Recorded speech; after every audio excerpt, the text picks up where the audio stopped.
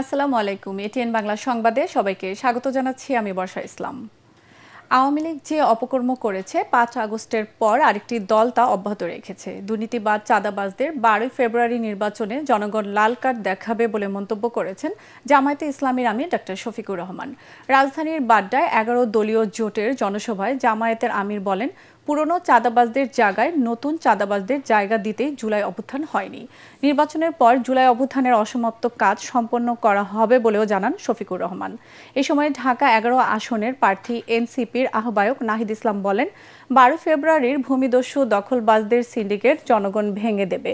নাহিদ ইসলামের নেতৃত্বেই গণঅভ্যুত্থান শেখ হাসিনার পতন হয়েছে, কিন্তু আন্দোলনে ব্যর্থ একটি দল জুলাই যোদ্ধাদের সম্মান জানায় না বলে মন্তব্য করেন বাংলাদেশ খেলাফতে মজলিসের আমির মাওলানা মামুনুল হক।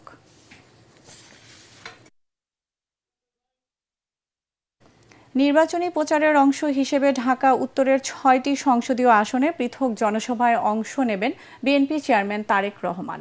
রাজধানীর বিভিন্ন গুরুত্বপূর্ণ পয়েন্টে আয়োজিত এসব জনসভায় রাজধানীবাসীর উদ্দেশ্যে বিএনপির পরিকল্পনা তুলে ধরে বক্তব্য দেবেন তিনি। সূচি অনুযায়ী ঢাকা ১৭ আসনের ইসিবি চত্বরে প্রথম জনসভায় বক্তব্য দেবেন বিএনপির চেয়ারম্যান।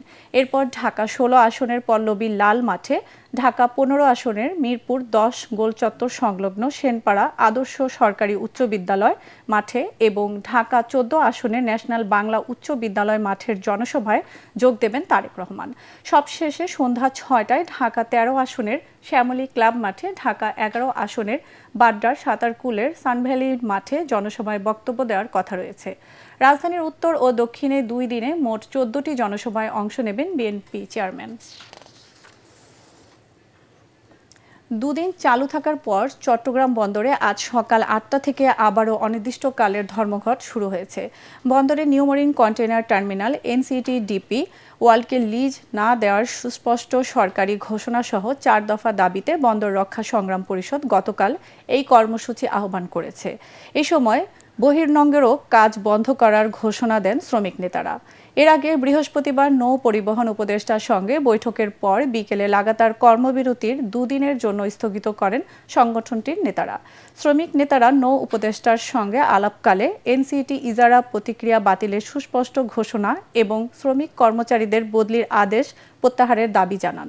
এদিকে নতুন করে কর্মবিরতি শুরু হওয়ায় সংখ্যায় ব্যবসায়ীরা। এই পরিস্থিতি থেকে উত্তরণে প্রধান উপদেষ্টার কাছে আবেদন জানিয়েছে দেশের শীর্ষ ব্যবসায়ী সংগঠনগুলো। কক্সবাজারের উখিয়ার বালুখালী ও এর আশেপাশের এলাকায় অভিযান চালিয়ে প্রায় ৬ শতাধিক রোহিঙ্গাকে আটক করেছে যৌথ বাহিনী। এই রোহিঙ্গারা উখিয়ার শরণার্থী ক্যাম্পের বাইরে বিভিন্ন স্থানে বসবাস করছিলেন। রোববার ভোর থেকে এই অভিযান শুরু হয়। বিষয়টি নিশ্চিত করেছেন নয় বেঙ্গলের উপ অধিনায়ক মেজর আহসানুল হাই সৌরভ। তিনি জানান, অভিযান এখনও চলমান রয়েছে। এর আগে চট্টগ্রামের দোহাজারী এলাকা থেকে কয়েক দফায় ৫০০ জন রোহিঙ্গাকে আটক করে ক্যাম্পে ফেরত পাঠায় যৌথ বাহিনী। দর্শক, পরবর্তী সংবাদ দেখার আমন্ত্রণ জানিয়ে এখনকার মতো শেষ করছি। এটিএন বাংলা সংবাদ ইউটিউবে দেখতে ব্রাউজ করুন, youtube/এটিএন বাংলা নিউজ। ধন্যবাদ সবাইকে।